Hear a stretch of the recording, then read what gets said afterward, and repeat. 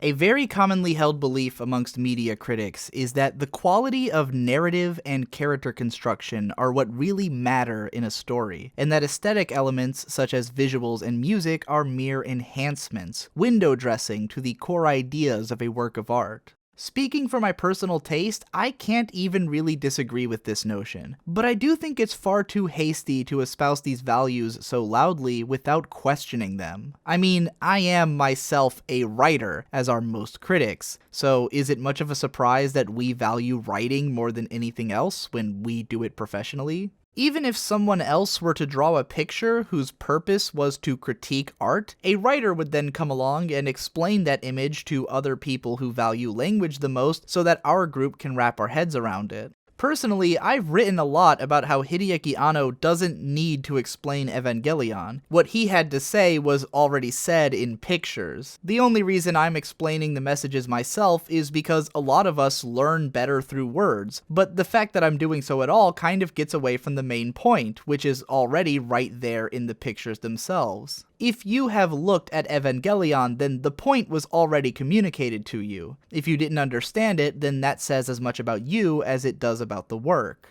Myself being a huge fan of illustrative art and music, there are countless ideas in my brain that I've never been able to express, because words will not express them, and words are my only expertise. I've never taken up drawing or composing to such a degree that I could express all the ideas that I have in those mediums, and that will torture me forever, because there simply are not words that can do those ideas justice. I could explain the logic behind my ideas until I'm blue in the face, but the ideas themselves are not verbal, and therefore are not really being expressed. Nevertheless, I can't very well put a picture on screen and say, "You feel something? Good, you get it now." I don't think you're watching my videos to hear that you should have gotten the point already. I'm supposed to explain the point, and so at best, I am a translator. If you know anything about translation, and as an anime fan there's a good chance that you do, then you know that there is no perfect translation, because different languages contain ideas that simply do not correlate to ideas in other languages. It took me a whole paragraph in my K-On! Video to try and get across the feeling of what Fua time means, but that paragraph still doesn't quite mean the same thing as the phrase Fua time, itself a crossbreed of two different languages, composed that way because the words that comprise the phrase have no real cross-language parallel.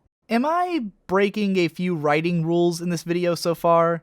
Good. Rules are an afterthought to expression. We come up with rules to figure out how the expression worked, what it did to make us feel what we felt. But those are merely justifications, not truths. Writing itself is aesthetic and has different meanings in how it's presented. My Cowboy Bebop video gave a lot of people the feels specifically because of how it was delivered, and it was delivered that way because I felt that a rigid script wouldn't communicate the emotions that I wanted it to in the way that a drunken, unscripted ramble would. Likewise, I can't rightly communicate the idea that writing has an aesthetic, or that there are forms of art which can't be explained in the straightforward use of language, while straightforwardly writing a script explaining everything in clear terms. Still, again, I do have to relate to you. My goal here is to prove a point, and so as much as I can prove it in one way, I also have to prove it in the way that feels official and convincing to the kind of person who likes their answers to come in the form of an analysis video. So let's do that.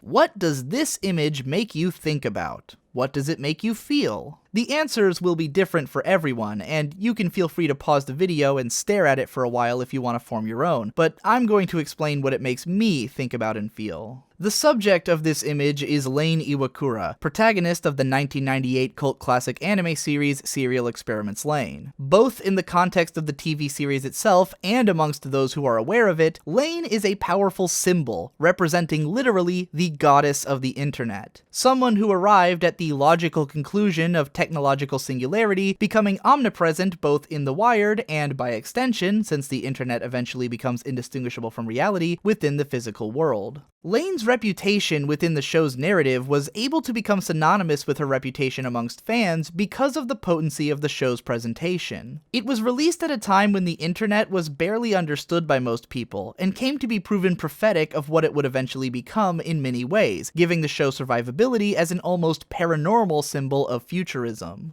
Lain herself is a very sympathetic character with a personality and struggles that many fans could relate to, and has an incredibly striking and memorable character design, which has also made her a fairly popular character in her own right. There are phrases which exist as memes within the show's text, such as "let's all love Lain," which eventually became memes in reality, and the idea of what Lain represents in that world leaked out into representing the exact same thing in real life.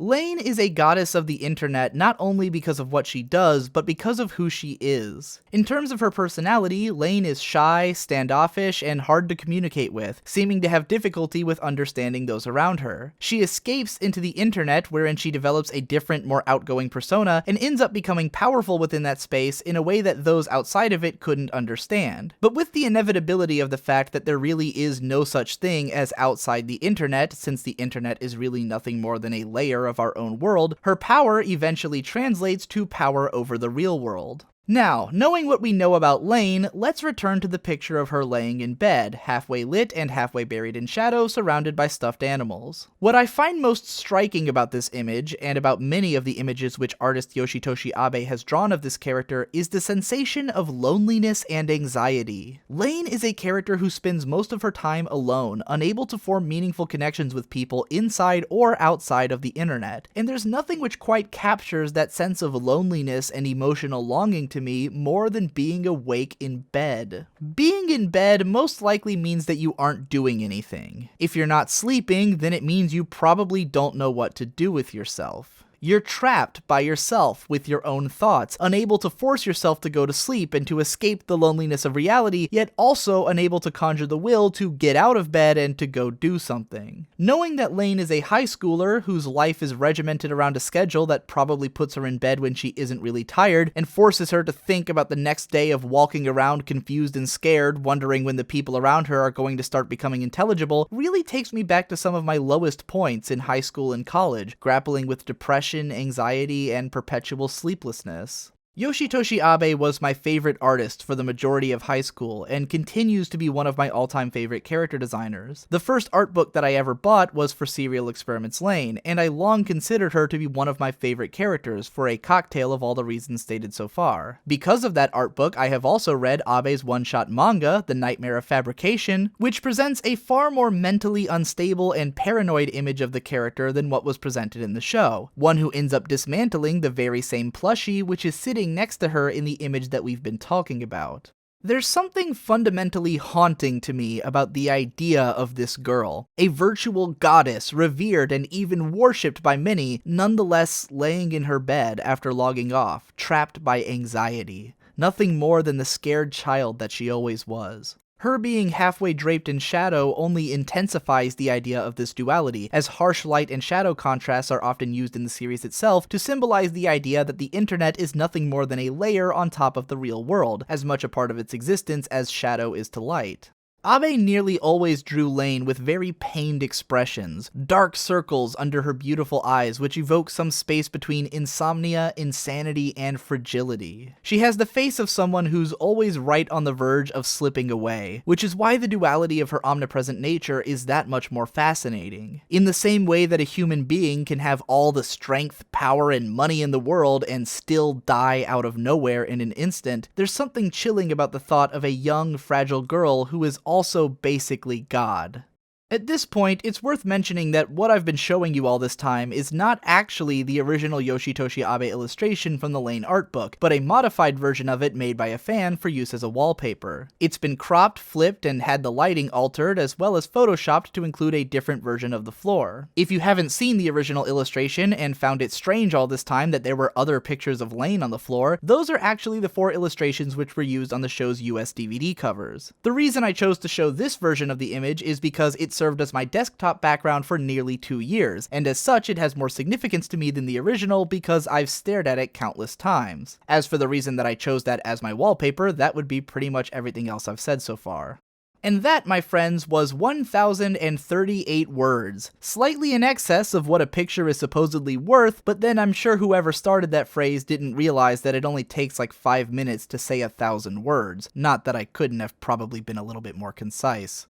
A lot of what I just described was very personal, and probably didn't relate to your experience of the image at all, at least not immediately, and especially if you didn't have any context into the character. I think that this is more or less the case every single time that anyone talks about art, and that many of us are very quick to take it for granted that other people feel similarly to ourselves. In the same sense that the colors green and red mean little to the colorblind, a spear to a nomad might be a symbol of safety and the means by which food is gathered, while to a civilization it symbolizes war and death.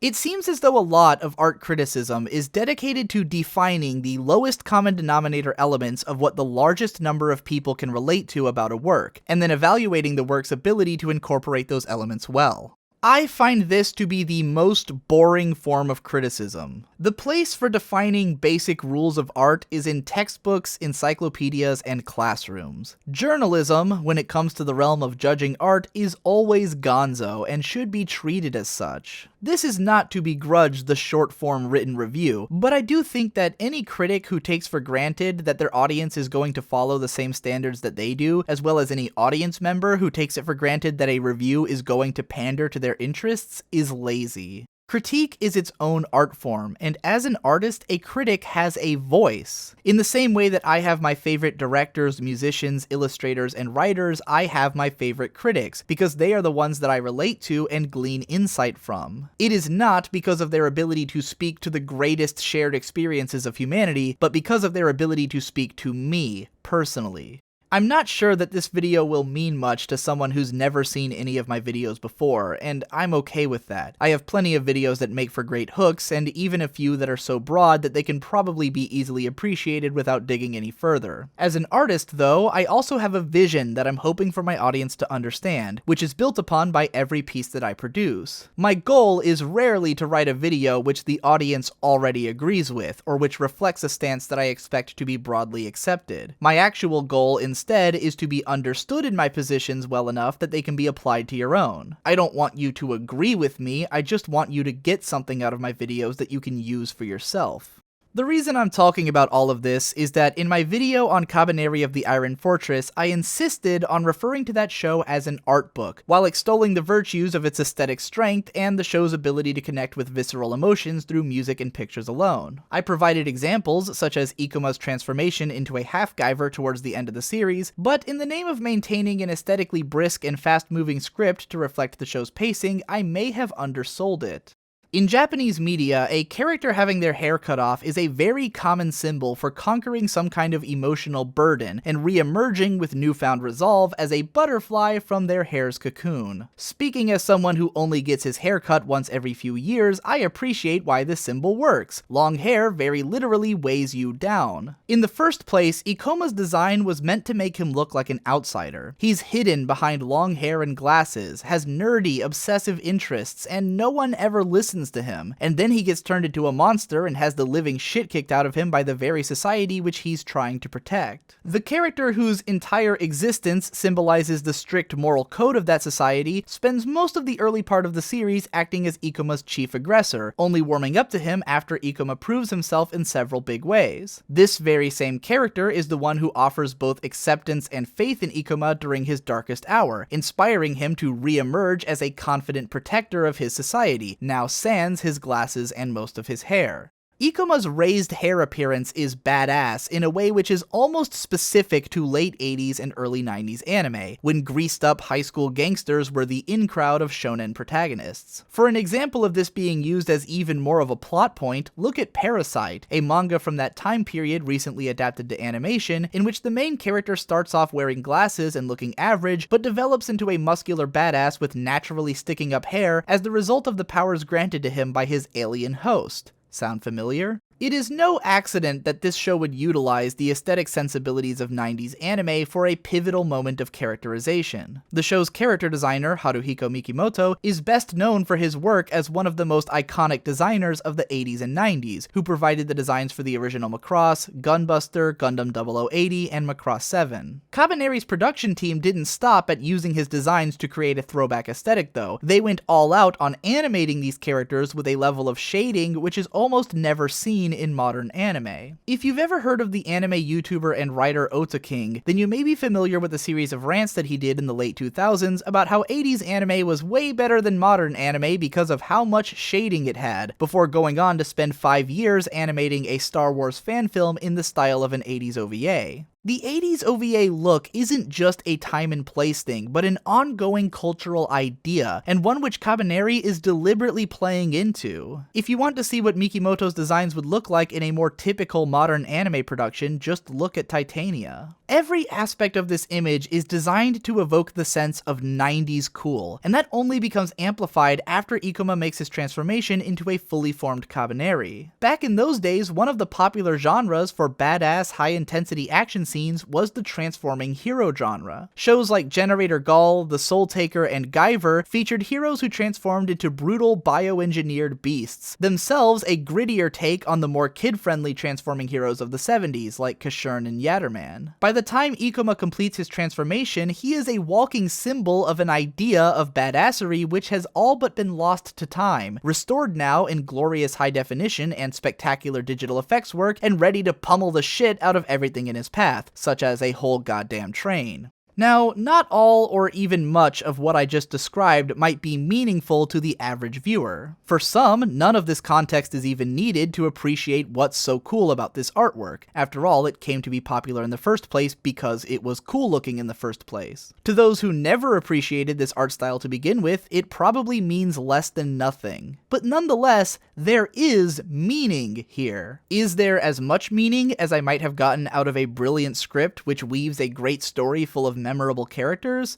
Probably not. Is there more meaning here than there would be in a mediocre story, which breaks neither rules nor conventions? Possibly. There certainly is enough meaning for me in the images of this show that I was able to enjoy it in spite of the lack of a great narrative. Had the series contained both a great narrative and amazing artwork, then it would be that much better in my eyes, but I don't think I could even begrudge someone if this was legitimately their favorite show, above others with phenomenal screenwriting, just because they like the art so much. The art is fucking awesome. This video is not a cry for critics to start incorporating more aesthetic analysis into their reviews, or even to take aesthetics into account when giving a score to something. At most, it's a cry for critics to recognize that prioritizing the script is a bias, even if it is a widely shared one, and that it may be helpful to address it as such. At the very least, it's an explanation of why I might claim that a show deserves credit for being an art book, and what kind of value I might get out of something like that.